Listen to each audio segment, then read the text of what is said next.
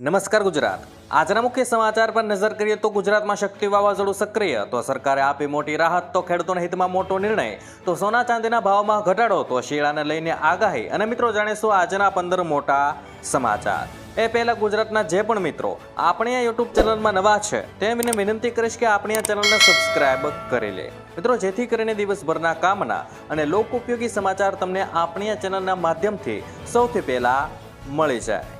તો મિત્રો વાત કરીએ આજના સૌથી પહેલા સમાચારને લઈને, તો ગુજરાતમાં શક્તિ વાવાઝોડું સક્રિય। મિત્રો ગુજરાતમાં શક્તિ વાવાઝોડું સક્રિય થયું છે, જેમાં પવનની ગતિ 65 થી 75 કિમી પ્રતિ કલાકની ઝડપે છે, જે મિત્રો વધીને 5 ઓક્ટોબર એટલે કે આજ સુધીમાં 110 કિલોમીટર પ્રતિ કલાકની ઝડપ થઈ જશે। મિત્રો 6 થી 7 ઓક્ટોબરે રાજ્યમાં ખાસ કરીને સૌરાષ્ટ્ર અને કચ્છમાં ભારે વરસાદની આગાહી છે અને વાવાઝોડું કચ્છ અને દ્વારકાના દરિયાકાંઠે અસર કરશે, પરંતુ લેન્ડફોલ નહીં થાય। મિત્રો માછીમારોને 3 થી 6 ઓક્ટોબર સુધી દરિયામાં ન જવાની સૂચના મળી ગઈ છે અને 24 કલાકમાં વાવાઝોડું વિકરાળ બની શકે છે। ત્યાર પછી મિત્રો મહત્વના સમાચાર વિશે આગળ વાત કરીએ તો ખેડૂતો અને સિંહોના હિતમાં નિર્ણય। મિત્રો ગુજરાત સરકારે માનવ અન્ય વન્યજીવ ઘર્ષણ ઘટાડીને ખેડૂતો અને સિંહના હિતમાં મોટો મહત્વનો નિર્ણય લીધો છે। ખેતરમાં મંચાણ મેંઢા સહાયમાં 122% વધારો કરી 12,975 થી વધારીને 28,821 રૂપિયા કરવામાં આવ્યા છે। એટલે કે મિત્રો જો તમારે વાડીમાં કોઈ મેળો બનાવવો છે અથવા તો મંચાણ બનાવ્યું છે તો તેની માટે તમને 28,821 રૂપિયા કરી નાખવામાં આવ્યા છે। મિત્રો આ ઉપરાંત ખુલ્લા કૂવાની પેરાપેટ વોલ સહાયમાં 40% વધારો કરાયો છે અને 14,400 રૂપિયાથી વધીને 20,259 રૂપિયા કરાયા છે। આથી મિત્રો સિંહોના કૂવામાં પડીને મૃત્યુ અટકાવવામાં મદદ મળશે। ત્યાર પછી મિત્રો મહત્વના સમાચાર વિશે આગળ વાત કરીએ તો ગુજરાત માથે ફરીથી વરસાદી સિસ્ટમ સક્રિય। મિત્રો અંબાલાલ પટેલની આગાહી અનુસાર 10 થી 13 ઓક્ટોબર હવામાનમાં પલટો આવી શકે છે। મિત્રો 18 થી 23 ઓક્ટોબર સુધી દરમિયાન માવઠા જેવું વાતાવરણ રહેવાનું છે અને બંગાળના ઉપસાગરમાં નવી સિસ્ટમ સક્રિય થતાં ફરી વરસાદના રાઉન્ડની સંભાવના છે। મિત્રો નવેમ્બરમાં દક્ષિણ ભારતમાં ભારે વરસાદથી ગુજરાતના હવામાનમાં બદલાવ આવી શકે છે અને ખેડૂતોએ વરસાદને જોતા પૂર્વ તૈયારી રાખવા અંબાલાલ પટેલે સલાહ આપી છે। ત્યાર પછી મિત્રો મહત્વના સમાચાર વિશે આગળ વાત કરીએ તો હવે ચેક કલાકોમાં ક્લિયર થઈ જશે। મિત્રો રિઝર્વ બેંક ઓફ ઇન્ડિયાએ ચેક ક્લિયરન્સ સિસ્ટમમાં મોટો ફેરફાર કર્યો છે, જે 4 ઓક્ટોબરથી લાગુ થઈ ગયું છે। મિત્રો ચેક જમા થયાના થોડા કલાકોમાં હવે તમારા ખાતામાં ભંડોળ જમા થઈ જશે। પહેલા ચેક ક્લિયરન્સમાં 2 દિવસ લાગતા હતા, હવે બેંકો વચ્ચે કલાક દીઠ સમાધાન સવારે 11 વાગ્યાથી શરૂ થશે। વિતરણ કરનાર બેંકે સાંજે 7 વાગ્યા સુધીમાં પુષ્ટિ કરવી પડશે, નહીં તો ચેક આપમેળે મંજૂર થઈ જવાનો છે। ત્યાર પછી મિત્રો મહત્વના સમાચાર વિશે આગળ વાત કરીએ તો જે રીતે મિત્રો ગુજરાતની અંદર શક્તિ વાવાઝોડું અસર કરી રહ્યું છે, તે જ રીતે વાવાઝોડાના નામ કોણ પાડે છે અને કઈ રીતે નામકરણ થાય છે તેના વિશે વાત કરીએ તો મિત્રો અરબ સાગરમાં સર્જાયેલા સાયક્લોનનું નામ શક્તિ છે અને જે શ્રીલંકાએ સૂચવ્યું છે। શક્તિ તામિલ ભાષાનો શબ્દ છે, જેનો અર્થ છે તાકાત। સાયક્લોનના નામ રાખવાની પ્રણાલી વર્ષ 2024થી અમલમાં આવી હતી, જેમાં ભારત, બાંગ્લાદેશ, માલદીવ, મ્યાનમાર, ઓમાન, પાકિસ્તાન, શ્રીલંકા અને થાઇલેન્ડ ભાગ લઈ રહ્યા છે। વાવાઝોડાનું નામ ટૂંકું, સરળ અને અપમાનજનક ન હોય તેવું હોવું જરૂરી છે। મિત્રો એક નામ એક વખત જ ઉપયોગ લેવામાં આવે છે, એટલે કે મિત્રો આવનાર વર્ષોની અંદર હવે શક્તિ વાવાઝોડું ક્યારે પણ નામકરણ નહીં થાય। ત્યાર પછી મિત્રો મહત્વના સમાચાર વિશે આગળ વાત કરીએ તો સોનાને લઈને આ વર્ષે ચોંકાવનારા આંકડા। મિત્રો સોનાના ભાવ આસમાને પહોંચ્યા છે, આથી લોકોને તેને ખરીદવાનું ટાળી રહ્યા છે। મિત્રો આ વર્ષે દશેરામાં તેનું ચિત્ર એટલે કે સોનાનું ચિત્ર સ્પષ્ટ થયું છે।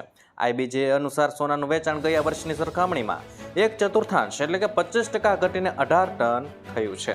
મિત્રો ગયા વર્ષે આ જ સમયે 24 ટન સોનાના દાગીના વેચાયા હતા અને મિત્રો નોંધનીય છે કે આ વર્ષે દશેરા પર 10 ગ્રામ સોનાનો છૂટક ભાવ 1.16 લાખ રૂપિયા હતો અને ખાસ કે આજે શુદ્ધ 10 ગ્રામ સોનાનો ભાવ 870 રૂપિયા વધીને 1,19,400 રૂપિયા પર પહોંચી ગયો છે। ત્યાર પછી મિત્રો મહત્વના સમાચાર વિશે આગળ વાત કરીએ તો વિદ્યાર્થીઓ માટે કોચિંગ સહાય યોજના। મિત્રો મેડિકલ અને એન્જિનિયરિંગના પ્રવેશ માટે JEE, ગુજકેટ, નીટ જેવી પરીક્ષાઓની તૈયારી કરતા વિદ્યાર્થીઓ માટે કોચિંગ સહાય યોજના હેઠળ આર્થિક રીતે નબળા વર્ગના તેજસ્વી વિદ્યાર્થીઓને ઉચ્ચ શિક્ષણ માટે પ્રોત્સાહન પૂરું પાડવાનું છે। મિત્રો આ યોજનામાં પાત્રતાની વાત કરીએ તો ધોરણ 10માં 70% કે તેથી વધુ ગુણ મેળવેલા હોય તેવા ધોરણ 12ના વિજ્ઞાન પ્રવાહના વિદ્યાર્થીઓ આ યોજનાનો લાભ લઈ શકશે. મિત્રો, આ રકમની સહાયની રકમની વાત કરીએ તો પાત્રતા ધરાવતા વિદ્યાર્થીઓને વાર્ષિક મહત્તમ 20,000 રૂપિયાની સુધીની ટ્યુશન સહાય આપવામાં આવશે. મિત્રો, આ યોજનાઓ માટે અરજીઓ ઓનલાઈન કરવામાં આવે છે અને મિત્રો ઈ સમાજ કલ્યાણ પોર્ટલ પર જઈને તમે ઓનલાઈન અરજી કરી શકો છો. ત્યાર પછી મિત્રો મહત્વના સમાચાર વિશે આગળ વાત કરીએ તો સોના ચાંદીના ભાવમાં ઘટાડો. મિત્રો, સોના ચાંદીના ભાવમાં મોટો ઘટાડો થયો છે. IBJની વેબસાઇટ અનુસાર 24 કેરેટ 10 ગ્રામ સોનાનો ભાવ 500 રૂપિયા ઘટીને 1,16,833 રૂપિયા થયો છે અને ચાંદીમાં પણ 110 રૂપિયા ઘટીને 1,45,100 રૂપિયા પ્રતિ કિલો થઈ ગઈ છે. આ ઓક્ટોબરના રોજ એટલે કે મિત્રો 1 ઓક્ટોબરના રોજ સોનું 1,17,332ની ઓલ ટાઈમ હાઈ સપાટી પર પહોંચી ગયું હતું અને મિત્રો ચાંદી 1,45,120ની ઓલ ટાઈમ હાઈ સપાટી પર પહોંચી હતી. ત્યાર પછી મિત્રો મહત્વના સમાચાર વિશે આગળ વાત કરીએ તો રાજ્યમાં ક્યારથી શરૂ થશે શિયાળો.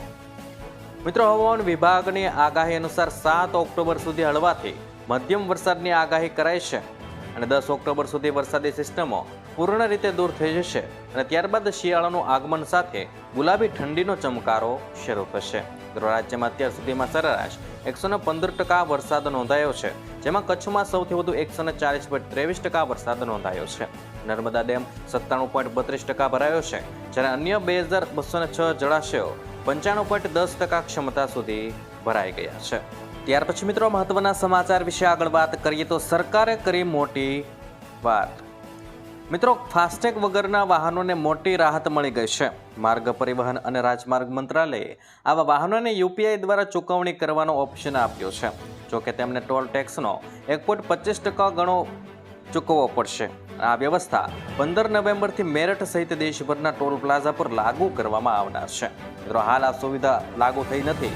મિત્રો, ફાસ્ટેગ વગરના અથવા જેમના ફાસ્ટેગ અમાન્ય છે તેવા વાહનોને રોકડમાં બમણી ટોલ ફી ચૂકવવી પડશે. ત્યાર પછી મિત્રો મહત્વના સમાચાર વિશે આગળ વાત કરીએ તો 2,000 રૂપિયાની નોટને લઈને મહત્વના સમાચાર.